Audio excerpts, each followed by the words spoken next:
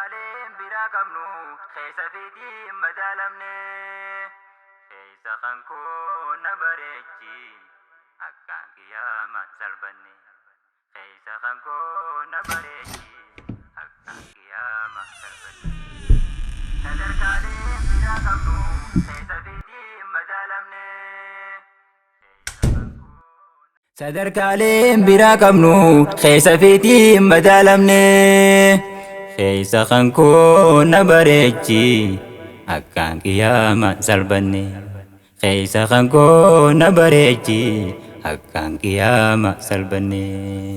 sadarkaaleen biraa qabnu keessa fiitiin madaalamne keessa kan koo na bareechi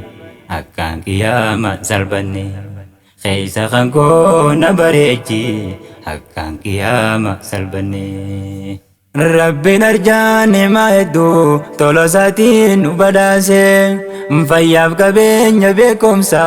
namayyuuf qooda isaa raabse akka isaan malu godhe beekumsa isaatiin murteeyse malee tokkolleen hin jiru kan warqa isaarraa hambise abbaan kennee fi sarjummaa toluma isaatiin badhaase. Heltu shukrii qabde jaaloo qooda rahmaa waan si geeyse dhabduu sabriitu si qaba waan ilaahiin si hanqise akkastu nurraa eegama namu hiddaa istiqaase buqqaasu nurraa eegama summi gargaar nu facaase ani ergaatoo sitti geeyse. Sadarkaaleen biraa qabnu keessa fiitiin madaalamne keessa kan koo na bareechi akkaan kiyyaama salphanne keessa kan koo na bareechi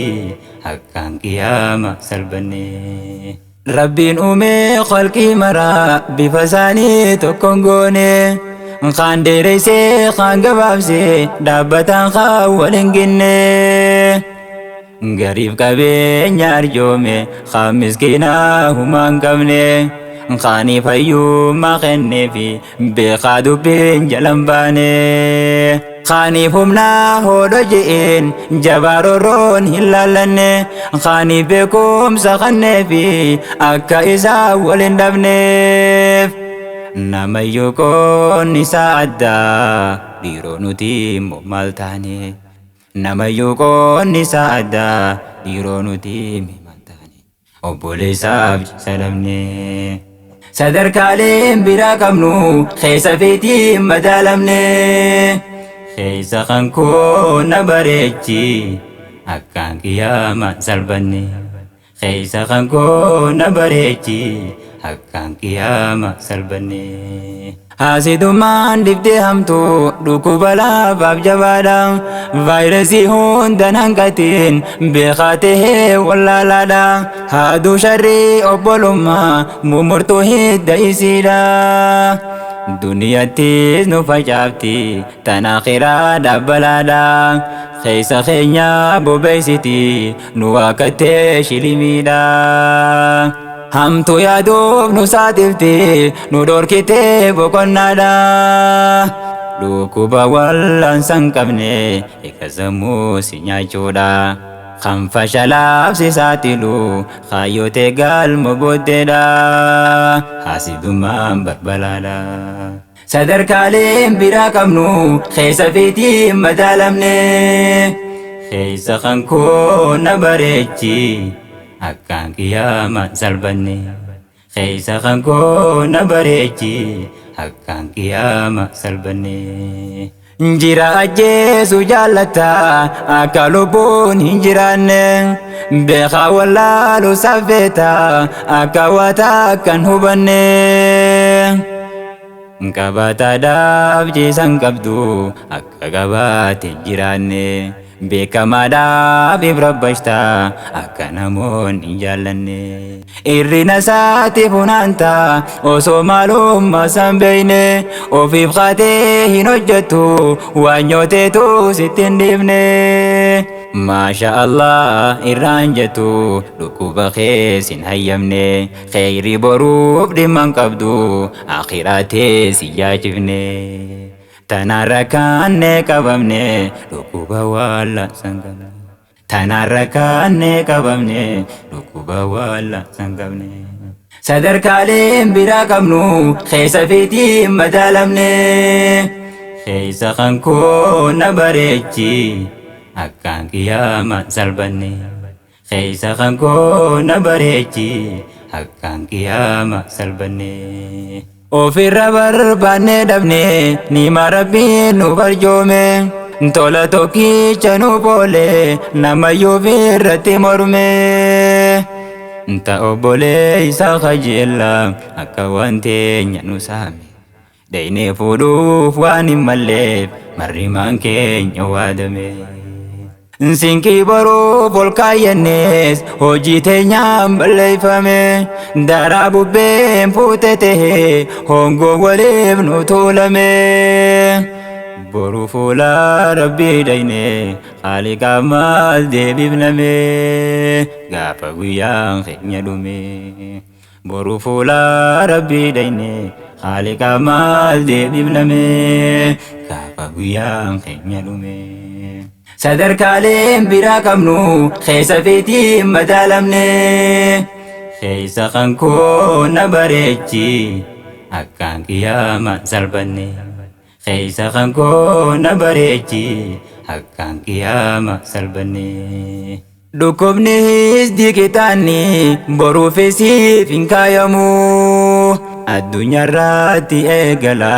galata isaarra galfamu Gubati keesoo san hongoo osoo keessaatti waadamu Rabbiin gubbaan safaraa fi waashan jiruudhaan qonnamu Rabbiin gubbaan safaraa fi waashan jiruudhaan qonnamu Tan dura hogguu yaadda'u sammuu isaatiin cinqamu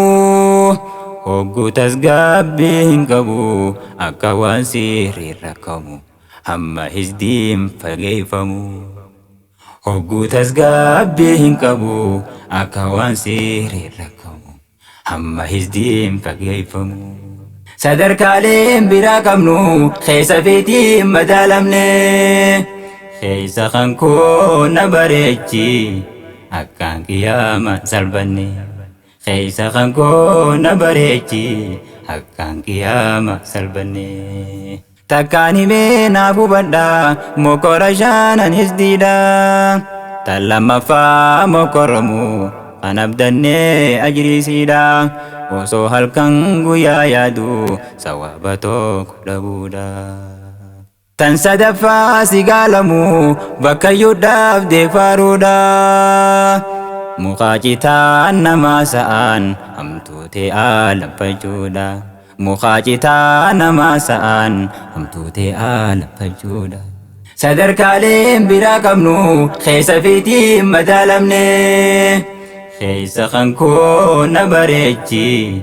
akkaan qiyyaama salbanne keessa kan koo na bareechi akkaan qiyyaama salbanne afraffaan rabbi olaaneen abbaanis jibbamuudha Takkitee rabbiin si jibbu qixaadha siitiif gayyaadha rabbitti irraa maganfadha Takkitee rabbiin si jibbu qixaadha siitiif gayyaadha rabbitti irraa maganfadha Tan xumuraa waa hundatu nasiiba isaatiin qunnamne milkiidhaaf dheebochaa oolus abbaxiinuma milkoyne tan namaatiif rabba shamaa Tan saatis waan ittiin deemne tan namaatiif rabba shamaa tan saatis waan ittiin deemne shanan siituu siiftu muree takkallee siirra hambifne sadarkaaleen biraa qabnu keessa fiitiin madaalamne keessa kan koo na bareechi akkaan qiyyaama salbanne keessa kan koo na bareechi akkaan qiyyaama salbanne jecha qofaan irraan sahiin sheekoo sittiin himne